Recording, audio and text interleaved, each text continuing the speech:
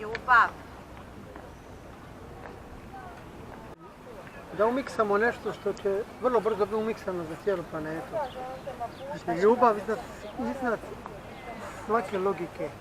Znači, o ljubavi ja pjevam, o Isusu hiljadijados, que hacia Dios que te adoro. Yo niño yo coño, ya yo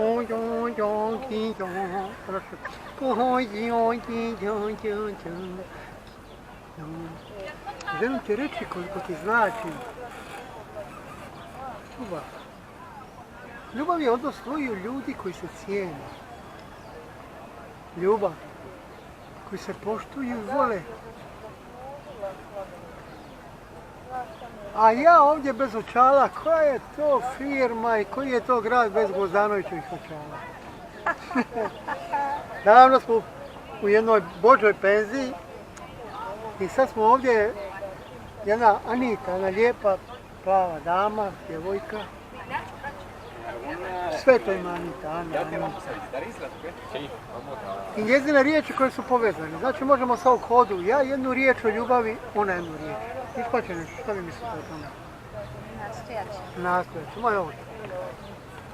Ljubav uvijek iznova traži svoj početak. Ljubav je beskrajna.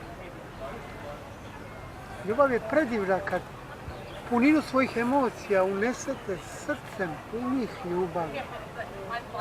Ljubav nije sebična. Ona se daruje uvijek od kad zna za sebe. I ne traži ništa za uzvrat. Ljubav caruje kad je u srcu ljubavi čisto srce. To je ljubav.